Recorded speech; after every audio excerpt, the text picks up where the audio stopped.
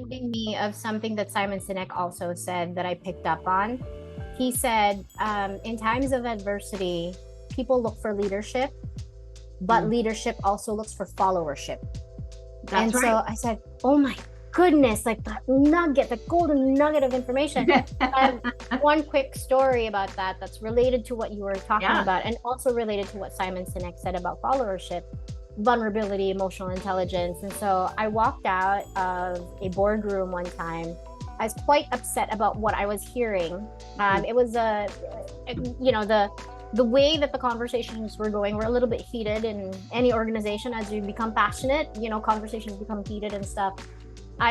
The meeting ended. This was an internal meeting, and then I walked out of the boardroom and I was near tears. You know that feeling where you get the lump in your throat and you're like, I just need to get this out, but I can't get it out. Right. And the problem at that time was I was walking from the boardroom to what was then our training office. And as I was walking at that time, one of the other leaders was running after me, clearly visibly seeing like what was, the expression on my face.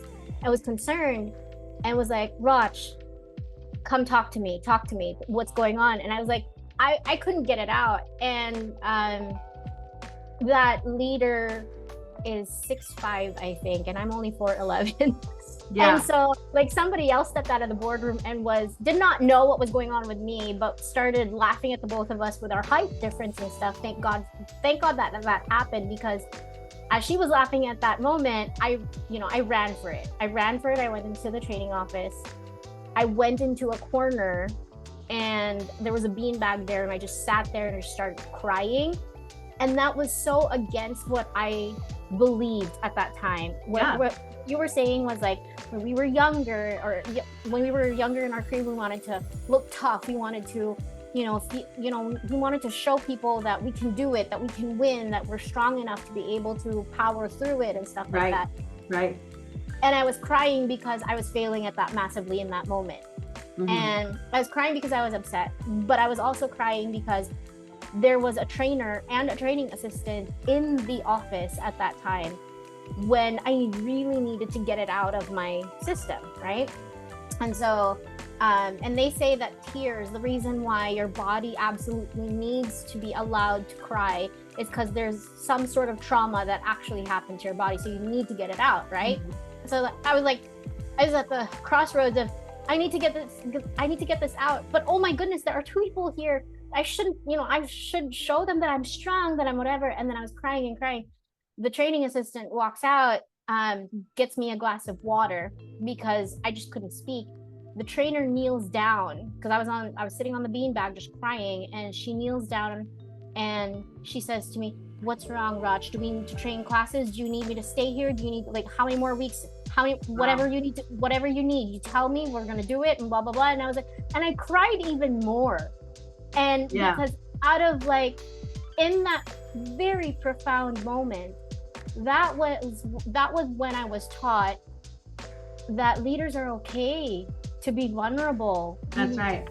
Like your team members need to see that you're also a human being, right? Because then that gives them the opportunity to be able to step up and show them the leader that they can be as well. Right. The team player that you hired, that they can be as well. And so it was so profound. I started crying out of joy. I was so confused in my emotions at that point. I was upset. You went through the whole spiral of emotions there. and then I was so happy because I felt like, oh my goodness, she's teaching me, and she knows who she is, because I've been preaching this. I've been telling this story so many times over and over.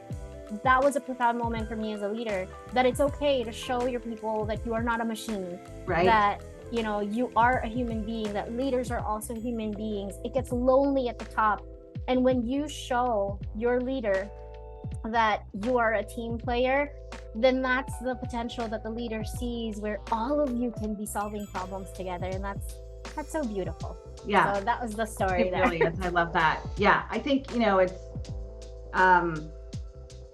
it's really difficult to be tough all the time. It's really difficult, but I think it's more difficult to be vulnerable. And once you do that, I think it really opens doors for, anybody on your team that's like, wow, okay, Right. like now, and you visually and you emotionally see your leader as different now because they've exposed, you allowed yourself to be exposed to, yep, I screwed this up, or, I made an error, and being able to acknowledge it and apologize for it and find new ways to, solution through it, I think is massive, Yeah. so I love that story. I love that story.